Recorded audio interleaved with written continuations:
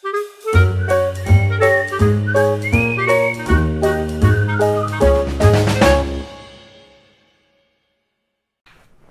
my friends. Story time with Mrs. Beth again. I'm enjoying reading these storybooks for Christmas. Winter books, Christmas books. I have a great one, another great one today. It's for my special daughter, my youngest daughter, Rachel. This is for you. The Polar Express. Let's read it, friends. On Christmas Eve, many years ago, I lay quietly in my bed. I did not rustle the sheets. I breathed slowly and silently. I was listening for a sound. A sound a friend had told me I'd never hear. The ringing bells of Santa's sleigh. There was no Santa, my friend had insisted, but I knew he was wrong. Late that night I did hear sounds, though not of ringing bells. From outside came the sounds of hissing steam and squeaking metal. I looked through my window and saw a train standing perfectly still in front of my house. It was wrapped in an apron of steam. Snowflakes fell lightly around it. A conductor stood at the open door of one of the cars.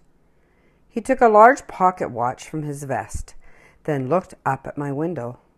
I put on my slippers and robe. I tiptoed downstairs and out the door. "All aboard!" the conductor cried out. I ran up to him. "Well," he said, "are you coming?"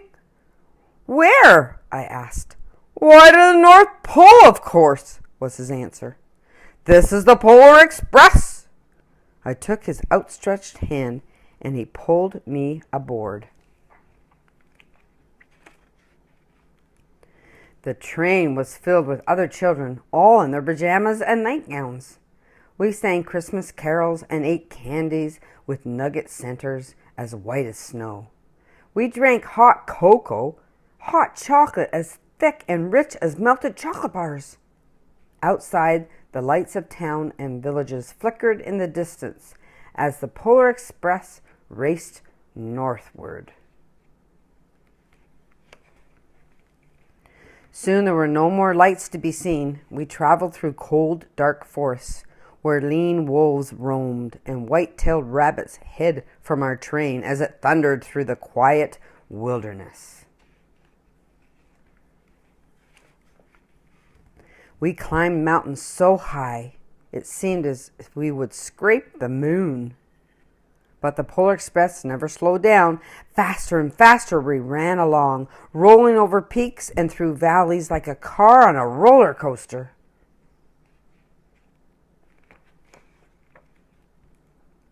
The mountains turned into hills, and the hills to snow-covered plains. We crossed a barren desert of ice, the great polar ice cap.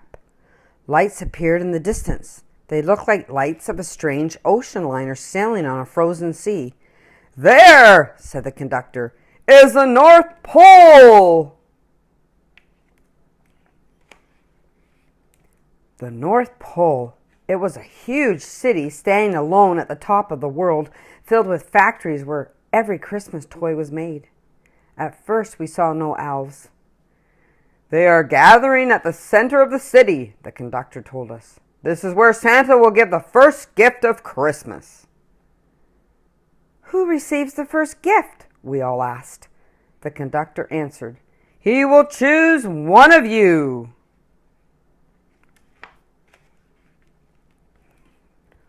"Look!" shouted one of the children. "The elves!" Outside, we saw hundreds of elves. As our train drew closer to the center of the North Pole, we slowed to a crawl. So crowded were the streets with Santa's helpers. When the Polar Express could go no farther, we stopped and the conductor let us outside.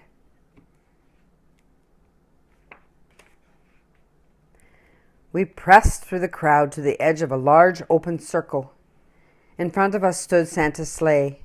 The reindeer were excited. They pranced and paced, ringing the silver sleigh bells that hung from their harness. It was a magical sound like nothing I'd ever heard. Across the circle, the elves moved apart, and Santa Claus appeared. The elves cheered wildly. He marched over to us and pointed to me and said, "Let's have this fellow here." He jumped into his sleigh. The conductor handed me up. I sat on Santa's knee, and he asked me, "Now what would you like for Christmas?" I knew that I could have any gift I could imagine, but the thing I wanted most for Christmas was not inside Santa's great bag. Giant bag, no. What I wanted more than anything was one silver bell from Santa's sleigh. When I asked Santa, he smiled. Then he gave me a hug and told an elf to cut a bell from a reindeer's harness. The elf tossed it up to Santa. He stood holding the bell high above him and called out, "The first gift of Christmas!" A clock struck midnight as the elves roared their approval. Santa handed the bell to me, and I put it in my bathrobe pocket. The conductor helped me down from the sleigh. Santa shouted out the reindeers' names and cracked his whip. His team charged forward and climbed into the air. Santa circled once above us, then disappeared into the cold, dark polar sky. As soon as we were back inside the Polar Express, the other children asked to see the bell. I reached into my pocket, but the only thing I felt was a hole. I had lost the silver bell from Santa Claus's sleigh. "Let's hurry outside and look for it," one of the children said. But the train gave a sudden lurch and started to move. We were on our way home. It broke my heart to lose the bell. When the train reached my house, I sadly left the other children. I stood at my doorway and waved goodbye. The conductor said something from the moving train, but I couldn't hear him. "What?" I yelled out. He cupped his hands around his mouth. "Merry Christmas!" he shouted. The Polar Express let out a loud blast from its whistle and sped away. On Christmas morning, my little sister Sarah and I opened our presents. When it looked as if everything had been unwrapped, Sarah found one last small box behind the tree. It had my name on it. Inside was the silver bell. There was a note. "Found this on the seat of my sleigh. Fix that hole in your pocket. Signed, Mr. C." Santa Claus. I shook the bell. It made the most beautiful sound my sister and I had ever heard. We loved the sound. But my mother said, "Oh, that's too bad." "Yeah," said my father, "it's broken."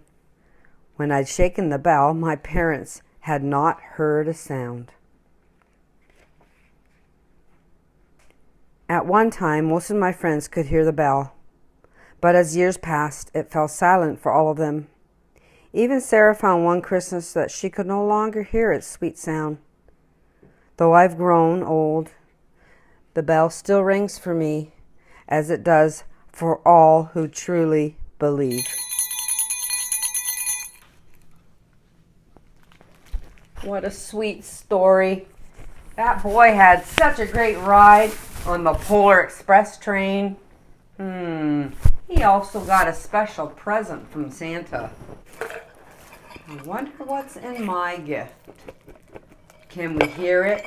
Can we still hear that bell? Yes, we can. See you next time, friends.